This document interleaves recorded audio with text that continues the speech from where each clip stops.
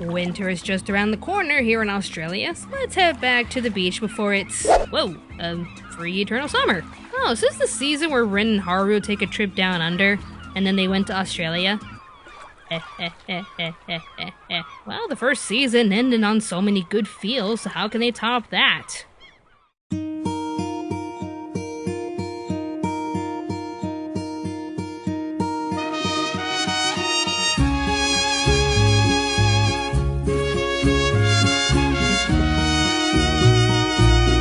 Okay, is that really necessary? Yep.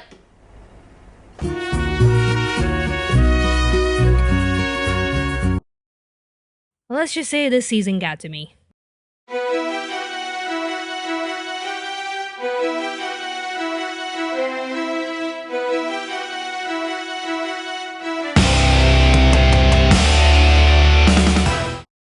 Once again, we get a season with our favorite swimmers while also adding some new characters. While the first season addressed the issue of pressure and expectations, what could season 2 do that can be different? Well, it's actually a topic that relates to a lot of what we went through in high school. It's a new year at Iwatobi and Samezuka High. Rin is the new captain of the swim team and just turned into a senior alongside Makoto and Haru.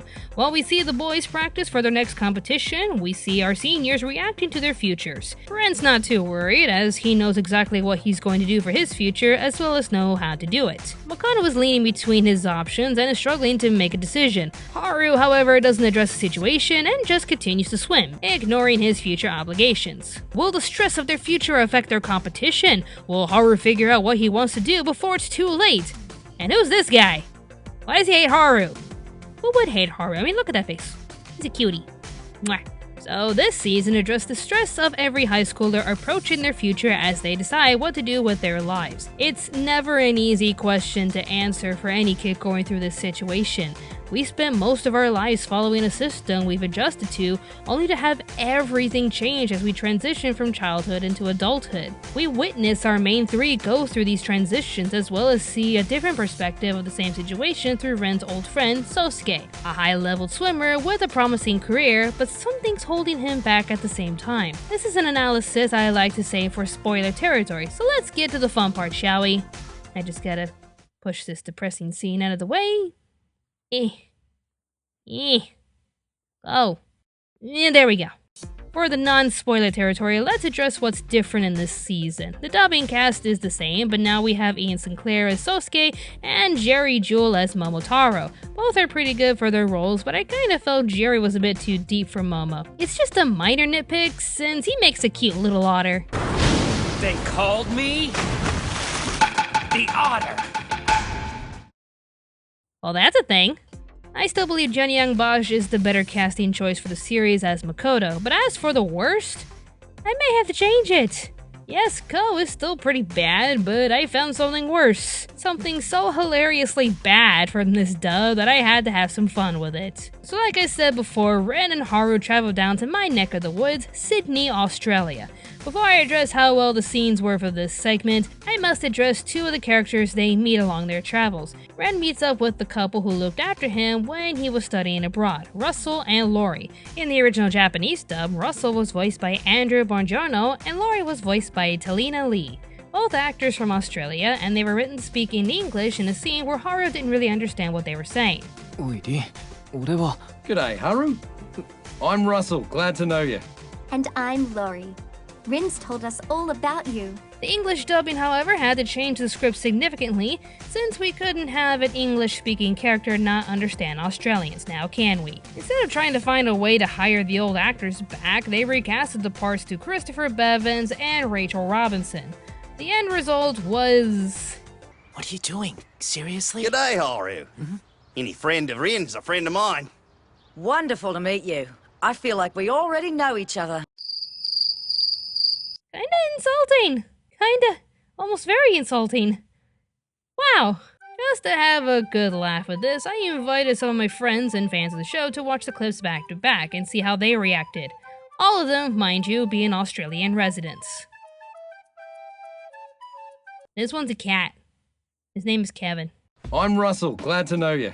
And I'm Lori. That was good. Yeah, that was pretty natural. Yeah, that felt... That felt, yeah, real. There's something really like uncannily wrong with it, but it's still very Steve Owen.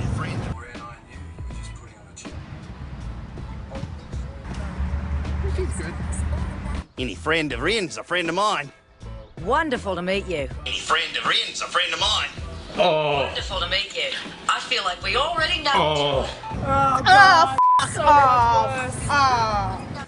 Any friend of Rin's a friend of mine.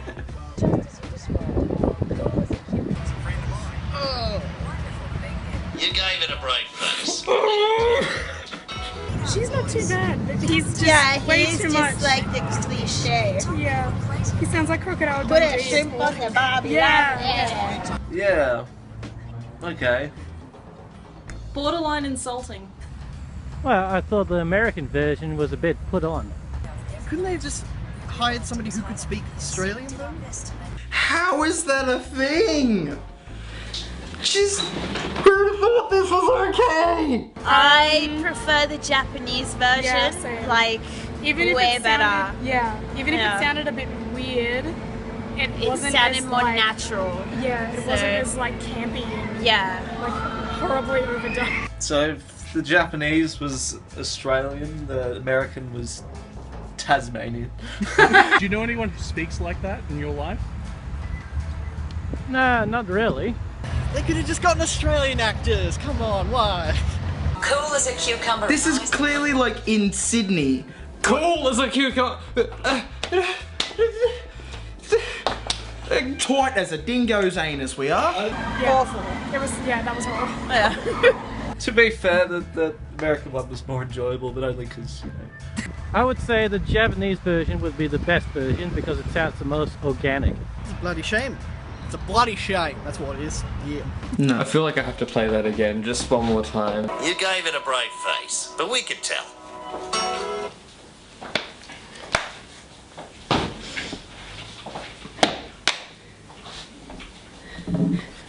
F***ing Australia, apparently. F*** this. What can I say? I realized it was probably hard on Funimation's part to get in contact with the original actors, but this is just... wow. Axis-powered Hitalia is allowed to be insulting with his accents because the show is based off of stereotyping characters. But this is different. I'm just speechless. So let's just move on with some positive things about Australia, shall we? I actually got to watch this episode when I had to head back to America, so seeing this episode was basically me saying, I was there! I've been to so many of these spots and realized just how accurate these animators were when capturing Sydney. My friends and I actually had the chance to go around the city and record the same shots for a comparison. Just take a look.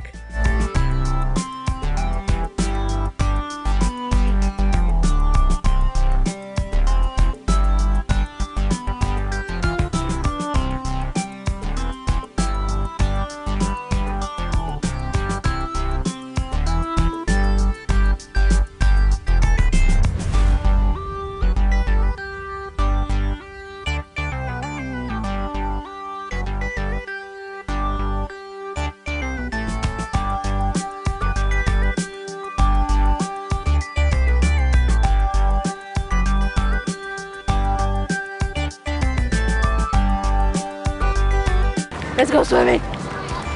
Not used to this on land.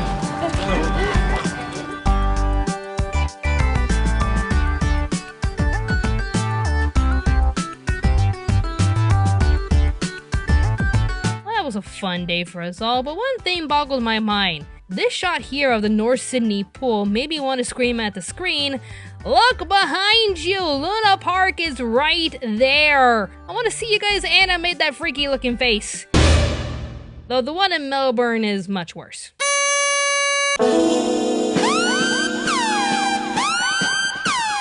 Skip to this time frame if you haven't seen the show yet and still want to. As I stated before, each senior is facing with their own difficulties when addressing the future. Ren wants to be a professional swimmer, so he's going to the best college to pursue his career. Makoto didn't know what to do at first, but he knew swimming wasn't in his future considering his skills versus his competition. When asked what will he do, Haru ignores the question and claims nothing will change. They're going to swim together forever, but everyone around him knows that can never happen. Without frustrated Rin is trying to reach Haru, Sosuke intervenes and tries to drill it into his head of how much his behavior is affecting Rin, and how he'd never forgive him if Rin's future was altered while dealing with this situation. In Sosuke's perspective, Rin has a promising future that he doesn't want to see get tarnished for any reason whatsoever. But then we're led to believe it's more than just because they're friends. Let me see it. Piss off.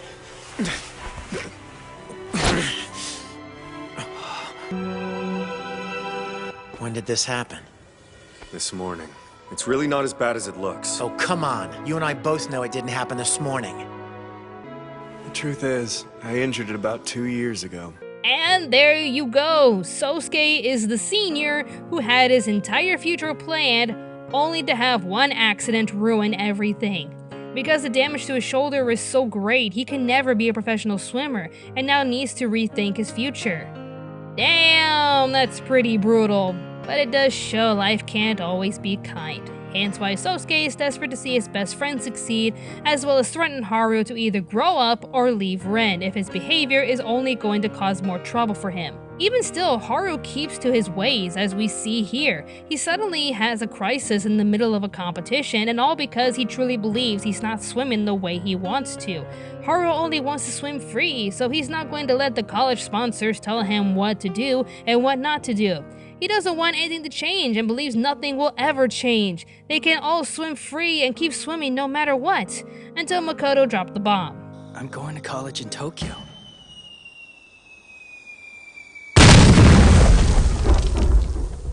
So yeah, Haru, your best friend in the entire world just told you his college plans whether you like them or not. What are you gonna do? I couldn't care less what you do! Haru! Oh, of course you would. With this sudden outburst, Rin takes Haru to Australia to get a new perspective. Here, as we swim along, is the Olympic Park Aquatic Center where the 2000 Summer Olympics were held. Yes, they built an entire city for the Olympics and is now being used to host Supernova. Not even kidding, you can go to Olympic Park where the 2000 Summer Olympics were held and go to Supernova. It's that awesome.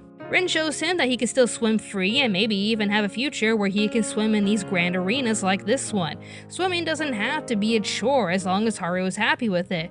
It's not the end of the world just because they're leaving high school and now need to live on their own. Haru can still swim free and be happy as long as he's willing to accept change and move forward. With this new perspective, Haru can finally see his future and decides to swim professionally. This was a drastic change of character from the aloof swimmer from season 1 to a more focused person who is now willing to listen to those around him and accept change while being true to his real self. Overall, this season captured the true stress, torture, and enlightenment that is our senior year of high school. Some know what to do while others can't make up their mind. Some have to come up with plan B while others choose to ignore the situation. Of the 4 scenarios, I definitely related to Haru.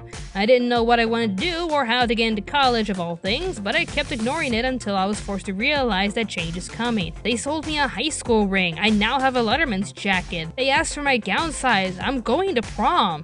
This all means everything is going to change whether I wanted to or not. Somehow for a swimming anime based off of a popular commercial, these 2 seasons were just amazing. They hit a lot of what we went through as kids and addressing all the situations we faced, from dealing with pressure and expectations to deciding our futures and accepting change. This was an emotional roller coaster that I was happy to witness. It still boggles my mind that this show about half-naked men swimming could have easily been a dumbed-down product just for the ladies, but instead decided to give a story that we all could relate to, even with the characters who weren't seniors yet. We had Nagisa failing his grades and having parents trying to dictate his life, Rei doing what he can to not be a burden to his team by any means necessary, and Momo trying to live his own life while trying to stay away from his older brother's shadow. There's something going on in this show that the majority of you can relate to, and it was an overall brilliant presentation, which again made us sit back and think, oh no! In the end, both Free and Free Eternal Summer are one-of-a-kind shows full of memorable characters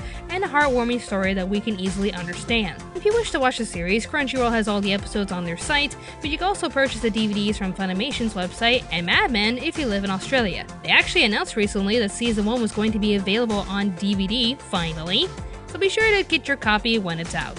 If you're in the mood for an inspirational story with gorgeous animation and relatable characters, I highly recommend free and free eternal summer.